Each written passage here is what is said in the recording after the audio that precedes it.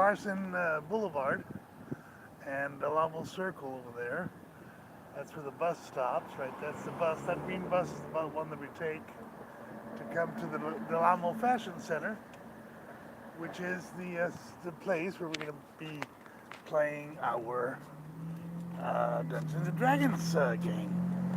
So today I actually played with a guy named Andrew. He's the DM.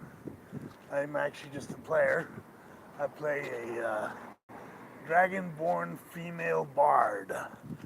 And I'm trying to check out this crew. They're open for lewd jokes with my female bard.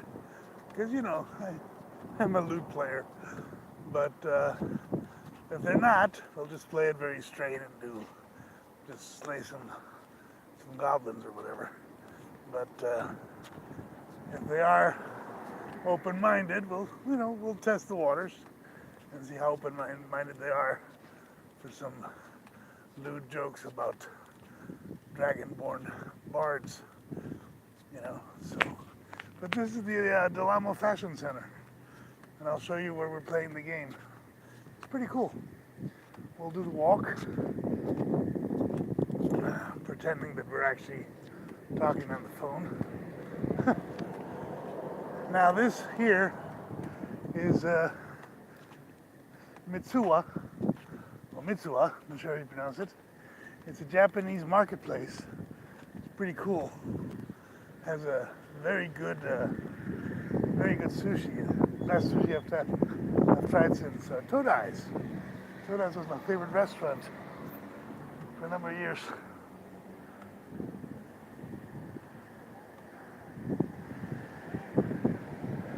I don't know about you guys, but 2 tons of metal and glass against me, I'll let them pass first. Thank you. So, a lot of traffic. Anyways,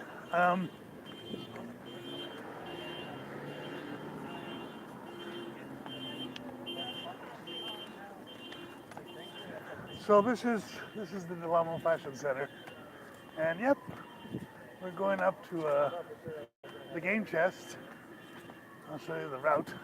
It's actually quite beautiful. That's the reason I'm filming it. It's 2 days of my life. 2 days of my life that I'm spending on myself. So I do this to kind of like,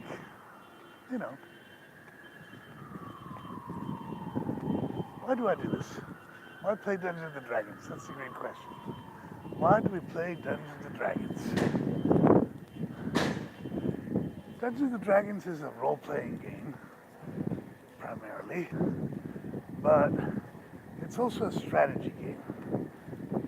It's more small arms violence strategy game based on a tactical battle map. That was my principal interest in it. It's like a game of chess where you freeze time and you choose each move that you try to maximize the damage you do to your enemies. So you think carefully about how to do that, how to actually slay your enemies. And I've been playing it since 12th grade. That was what? 9th grade, sorry, since 9th grade.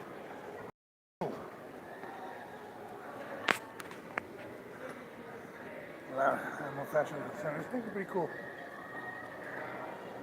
There's a chess set over there. Kids usually take the pieces and they drop them all over the place. Little mall. This is it. So, why do we play Dungeons and Dragons? That's the question. Why do we play Dungeons and Dragons? What's the fascination? What's the desire? Well, it began with a tactical battles, the battle, the battle scenarios, which I adore. But actually, it evolved. It became a kind of like a way to pretend that we are somebody else doing something else, you know, not not always wishing harm upon people. In fact, most of my games have been with, especially with Bad Bad Radassa, were about not harming others. It was trying to find peaceful solutions and giving him very difficult situations where there was no peaceful solution. There was absolutely no peaceful solution. And that's kind of like the interesting part of it. It's why would we have to kill each other if we can find a peaceful solution to the problem? No real answer, but there are an infinite number of scenarios where that could happen, even in a mall like this. You know, how do you diffuse a hostage situation? How do you diffuse a kidnapping? What steps do you take to protect the innocent and make,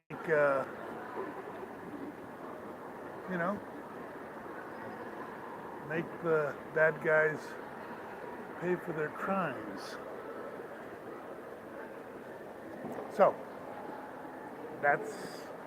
this is the second floor of the Del Amo Fashion Center. There's Zara over there. American Eagle Outfitters. Trolls Field Study. Talk about mall world.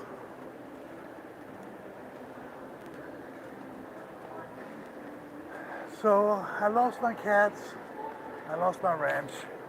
That was recent. I'm feeling very depressed about it. Even here, in this apparently perfect place, the weight of that loss, especially since last night I had a dream about Perro, but then I'm going to make another video about that because that's another subject matter, totally a different thing.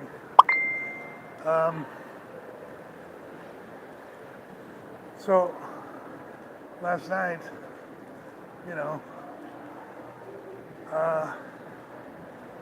nothing.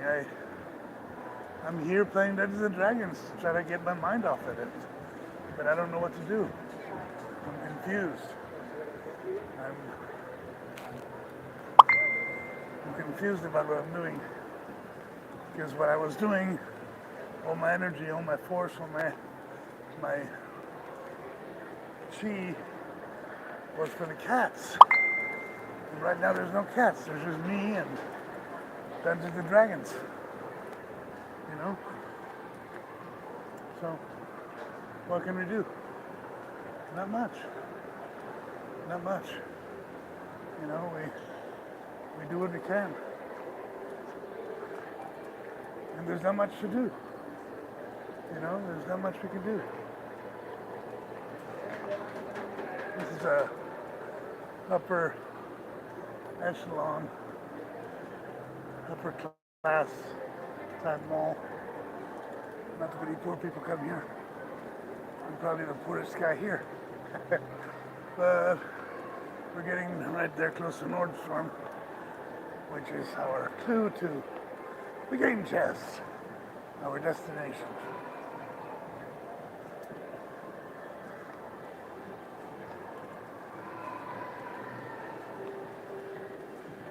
It's like the adventure just being here.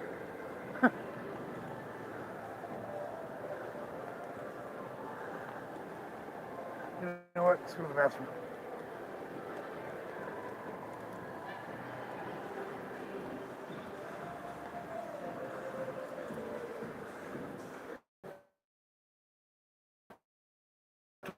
Talk about liminal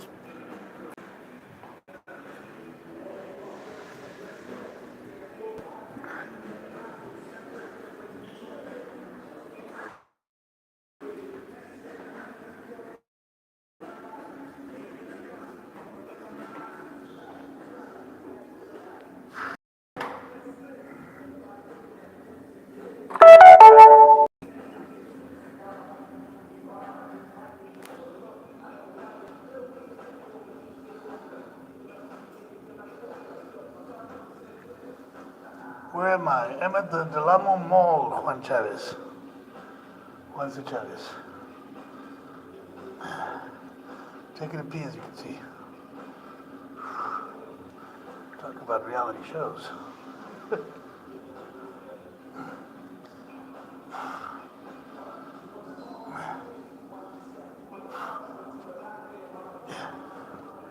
All right.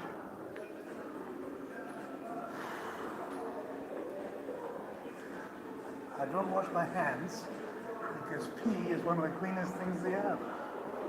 Actually, it's a very clean thing. It's kind of like, a clean thing.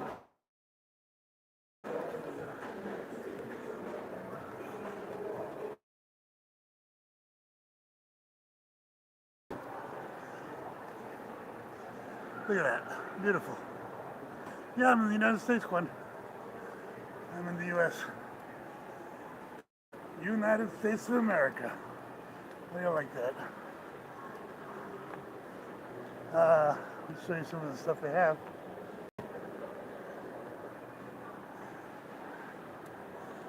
All the games. I love this place. This is my absolute favorite new space.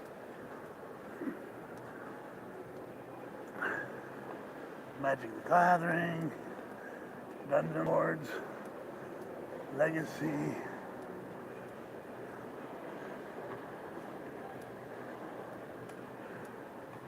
What is that one?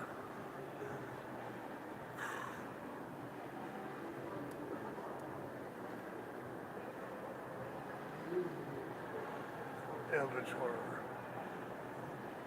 Gargoyles. Dungeon Lords. Deal with the devil. Just what I need.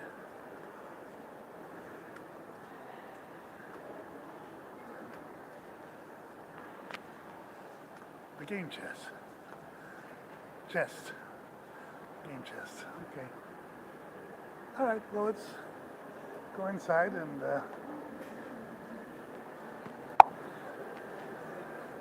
That's it, guys. We're gonna play Dungeons and Dragons today.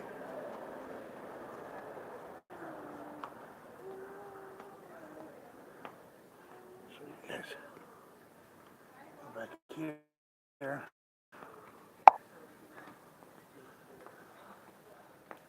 And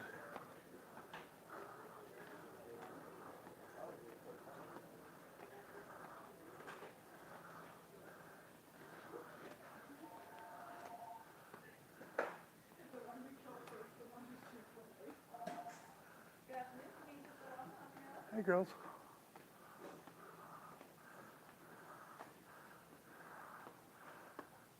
It's a pre-release event. I'm a little early, but I'm here. We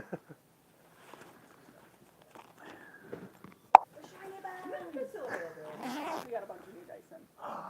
No. Yes. Can I show them to the way? Can I show you? What's up? Your pretty eyes. Isn't she pretty? I find her very pretty. She doesn't play kobolds. What do you call those, by the way? What do you call those? Paula. Those dice? These ones are the Hollow Bone Mystics. Hollow Bone Mystics. Hey, Paula. Here for my game. You had a Tuesday, right? You had to play it? Yeah. I'm thinking about having more days, actually. Yeah, so. I'm thinking about more days. Yeah. Let me organize myself. My dad wants me to work with him, Okay. but actually, I this. did forward the info to my regional manager so he can post it on our other Discord servers. Awesome. Yeah. In fact,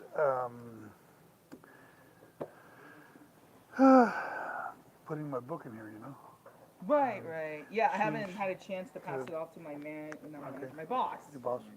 Yeah, she wanted to have the I guess the agreement.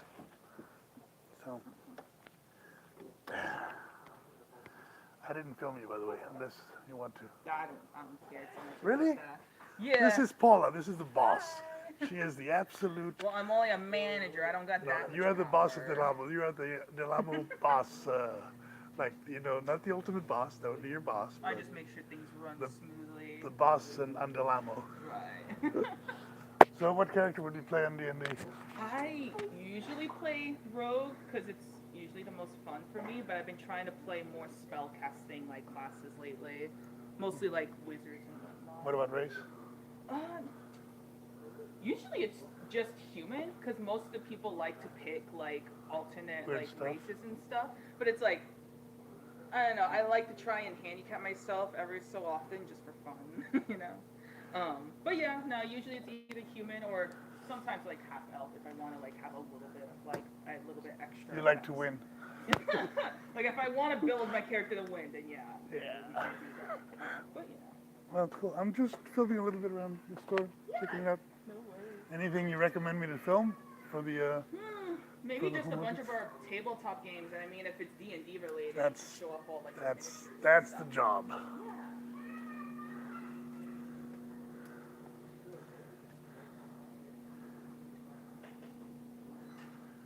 This is it, guys. This is the Mecca, the place where everything cool happens. Look at this. How can you not fall in love with it? Hi there. How can you not fall in love with this place? Look at this.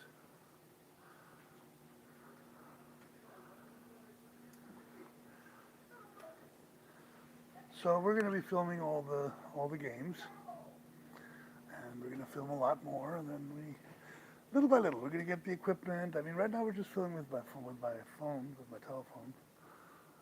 But we're going to start filming. These are the games they actually play on the tables. Demo rental library, $5 weekly rental. So, and there's all types of interesting things here that folks. I guess back there is a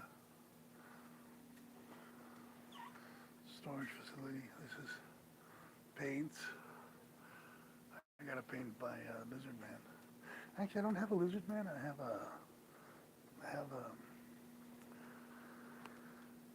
what do you call it? Troglodyte. Old-fashioned troglodyte from the Red Book. I'll show it to you in a minute.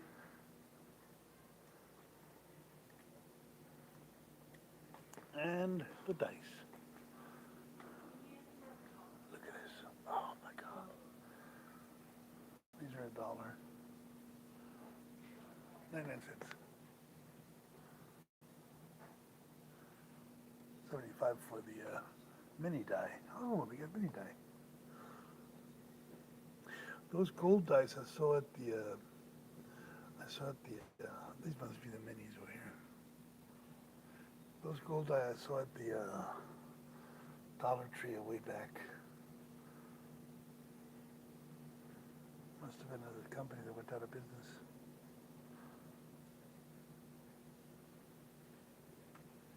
So, and the minis.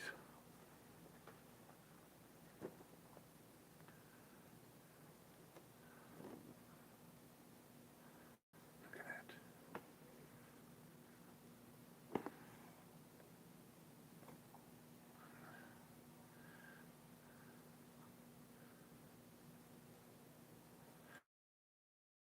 I miss my cats. I miss my cats horribly. I mean, I'm very happy to be here. This is like paradise for me. But even in paradise, my thoughts actually right now go to Ramita and Pero and everything. So I need to meditate on that. And I have to meditate deeply on that. It's difficult. I'm not an actor. I'm a real guy. Oh yeah.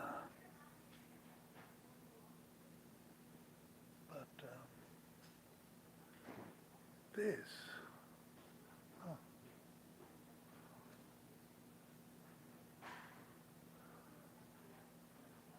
Yawning portal. I gotta get all these. I gotta play all these. Look at that. I mean, this is. I mean, my cats. I can't forget about them, but this kind of like makes me at least a little balanced, a little more balanced, you know. You got to find the balance in life, and for me it was the cats, and now it's this.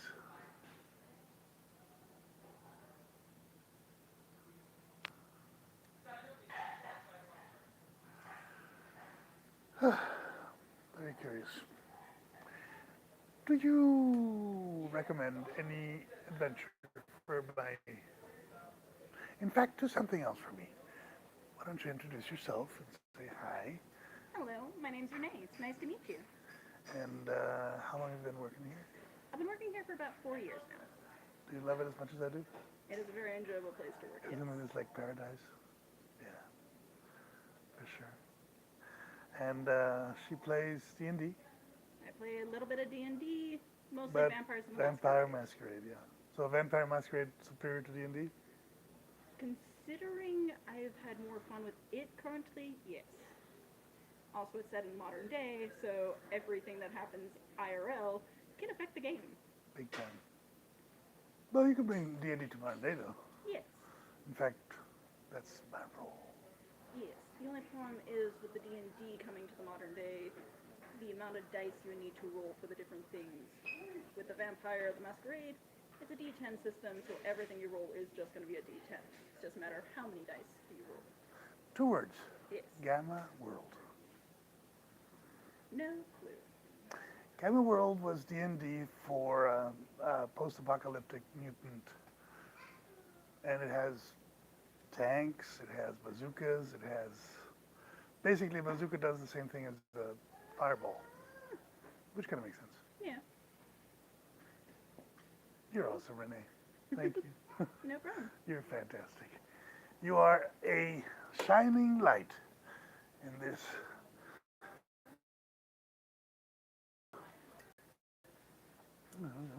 Tentative things.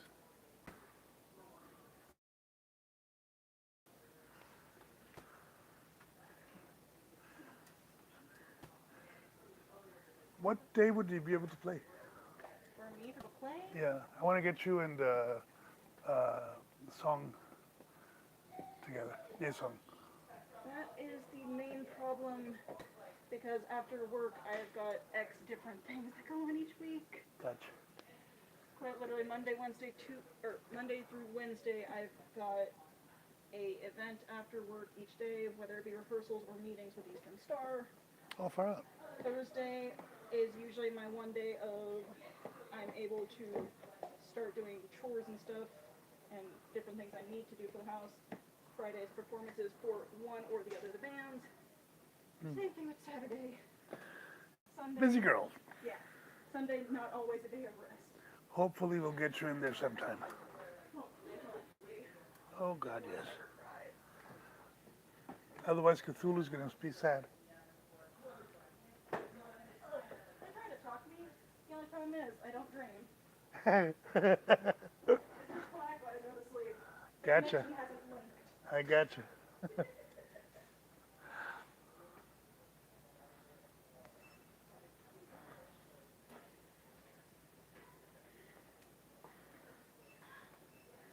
And the minis. Now this is where I got my mini.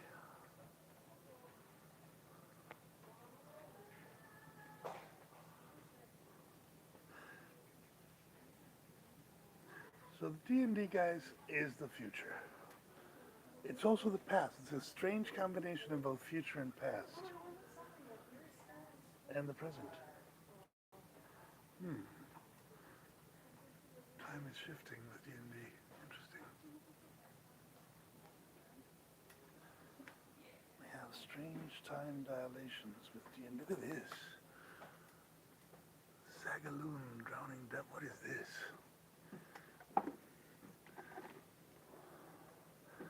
I guess it's because of all the yawning portals. The satanic panic of the 80s. You know, basically all the lore.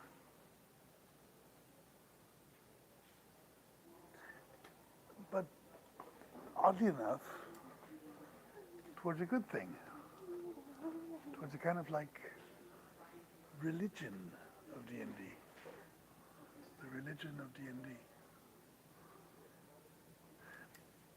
For me, it had to do with let's see if they actually have it, deities and demigods of the 80s. I read a book by Joseph Campbell called The Hero of a Thousand Faces. And deities and demigods was the essence of that book in a adventure story. So it was kind of like that. It was like being exposed to all the religions of man, except of course the big three, Christianity, Islam, and Judaism, um, for that, for that, to play a game, and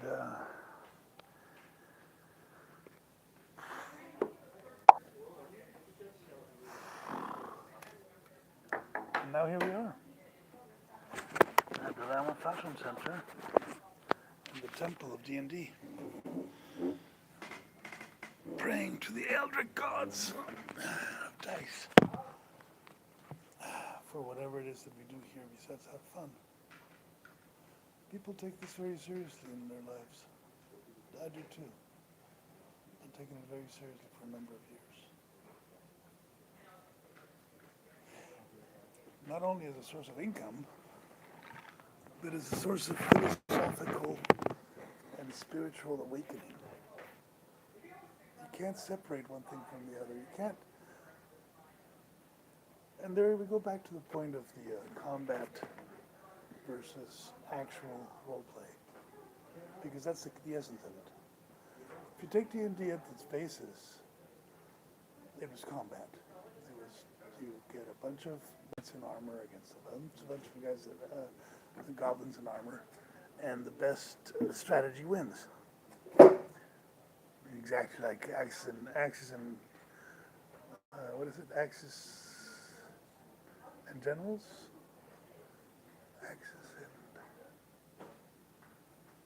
Axis and Generals, I think. Well, anyways, Risk. Chess. It's like chess. Like a very complicated game of battle chess that uses a tactical map with distances, with ranges, with a number of rules for recreating reality in day-to-day combat. Fireball instead of a hand grenade, spray a thorn instead of a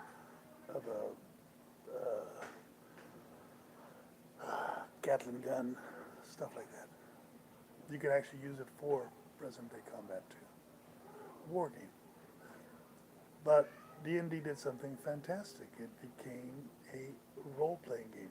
Literally, a story that you could tell collectively amongst all your players. There's a lot of games where there's absolutely no combat.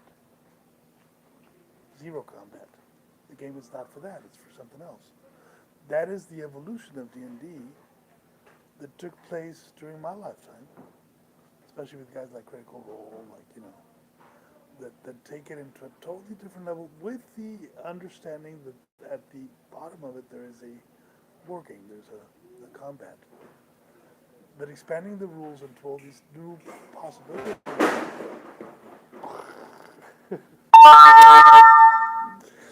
Not only good grief. Talk about combat. You alright, Paula?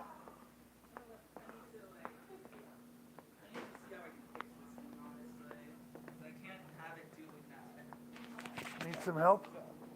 No, I'm alright. I just need a minute to think about this. Just trying to figure out how we want to rearrange this.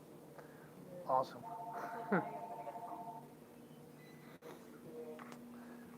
Careful. Anyways, this is what it is. Hi guys. This is what it is, guys. It's the absolute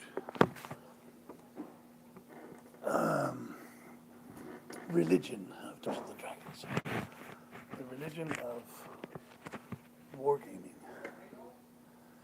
and it's a real thing. You know, think about kids and video games. 90% of video games, you have to kill something. 10% you arrange blocks one way or another, or you do this or that. But the vast majority of games, video games, are all about slaughtering somebody or killing something. And D&D, particularly D&D, is a war game. You go to the origins of D&D, Gary Gygax of D&D. I mean, I'm old enough to remember Gary Gygax in Dragon Magazine. It's the game of breaking and entering. It's the murder hobo game. That puts the D&D gamers in a very specific and dangerous role, because they're doing role-playing to perfect being murder hobos. Not a good deal. We have to elevate the game to something even better and more humane, without getting the fun out of it. The fun part of D&D is you're going to go out there and kill something. Like Critical Role says, you know, fuck something up. Vox Machina. Fuck something up, you know. But how do you do that without becoming yourself predisposed to violence and spiritual violence? How do you elevate the dialogue of D&D to the next step? And that is what I'm doing here. That's my role here. That's my as the cleric of Tiamat that I've decided to become. Tiamat is the goddess of chaos and evil dragons. And how do you become a cleric of Tiamat and switcheroo the game to make it good? Takes us back to the question of Christianity, Islam, and Judaism. Because it is in that realm where the at least for me, I don't know about you guys, but at least for me, the key to the game is alignment. And oddly enough, it's the key also for artificial intelligence somehow. It's become the key for artificial intelligence. The nature of alignment becomes so predominantly important as to make it the essential element of artificial intelligence. What is alignment in artificial intelligence? Well, basically what rules they're going to follow, what rules the machine follows. The machine can follow no rules. There is, in artificial intelligence, there is a bit of chaos that is necessary for the program to actually be creative and work. For ChatGPT or Gemini or Grok to actually create something new, it requires a little chaos. It requires a little randomness. They call it randomness. Novelty. Terence McKenna would call it novelty. But if you take it to the realm of Dungeons and Dragons, basically the alignments, well, that everybody that plays the game knows for a fact, there's law and there's chaos, and there's good and there's evil. And there's various combinations of that with true neutral at the center of it. True neutral is anything goes.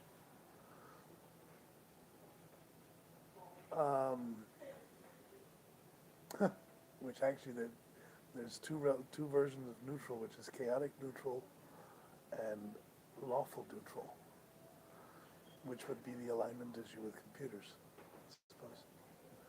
But computers cannot be neutral. AI cannot be neutral. AI has to be good aligned. And the question of how do you make good aligned without chaos, you can't. So the only alignment for artificial intelligence that would actually function for the entire human race would forcibly have to be either neutral good or chaotic good. Why? Because laws are based on the benefit of certain groups at the expense of other groups. And you can look at the philosophical stance of They've discovered it, and now they want it now. Yes. They want it. Are they categorizing which is the better ranch? I don't really know. I think they're just gobsmacked by the general. the philosopher that came up with that was I want to say Sophocles, but I'm not sure. I would have to check it. There's a philosopher, a Greek philosopher, that said that all laws are for the betterment of the ruling elite, of the ruling groups, always, invariably. I think in the Epstein world that's evident. So, breaking the law is the only way to really be truly good. You cannot be good and not break the law. Because the law is made to satisfy the impulses of a very small group at the benefit of everybody else. Automatically. The very essence that there is somebody in charge of the law, that there's a judge or a court, well, that automatically places those people as ruling elites. That's the philosophy behind law. So, as when you're talking about something as enormous as artificial intelligence, you have to consider, you have to take that into consideration. You have to consider that the law is not going to benefit everybody. It's going to benefit the folks that are controlling the artificial intelligence. So the only real alignment for a machine would have to be chaotic. Would have to be outside of the law. Because the machine has to be able to anticipate where the law is being dysfunctional for the greater good of everybody else. Live long and prosper, the Vulcan logic, the good of the many is more important than the good of the few. If you take that to the divine level, the good of the few is what rules the good of the many. So these are all the questions, all the symptoms of our society, and they're right here, right now. This is the place where it all comes into, where it all coalesces, where it all comes together, where it all starts to either work or not work. Because we are at that point in human history where Hasbro is now in charge of Dungeons and Dragons, and they're not going to do what is good for the players, or even for the Dungeon Masters. They're going to do what is good for Hasbro. And we have to fight back. We have to bring the cult of D&D as a religion to the same dialogue of artificial intelligence as a religion. Because they are. They're the new religions. They're the new gods. Role-playing, playing the role of Tiamat, Marduk,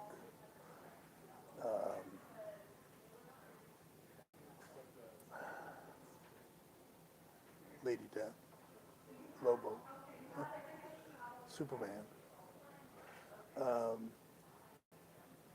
is the new way to deal with consciousness.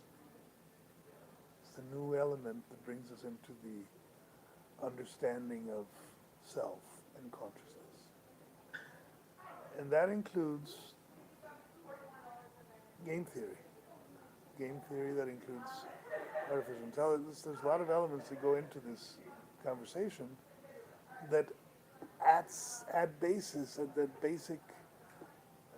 basic element is just, it seems like noise, but it actually isn't. It actually is a kind of new emerging, let's put it where it's at, religious movement. The religion of role-playing. Herman Hesse made an allude to this event that we're experiencing here at the Game Chest Del Amo on a Tuesday afternoon. It's called the Bead Game, or Manchester Ludi. Ludi. Forget. In it, there's a game, the Bead Game, and the Bead Game encompasses mathematics, art, music,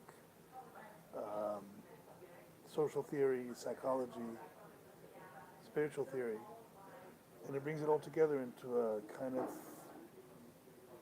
whole, where everything you say, everything you do in the game is the map by which we start to build the entire society. I'm not saying the Dungeons and Dragons is the game of Manchester Ludi, or the beat game of Herman Hesse, but it is. Oddly enough, it's becoming. And it's this eternal becoming where playing games becomes as important, if not more important, than going to church. Or than,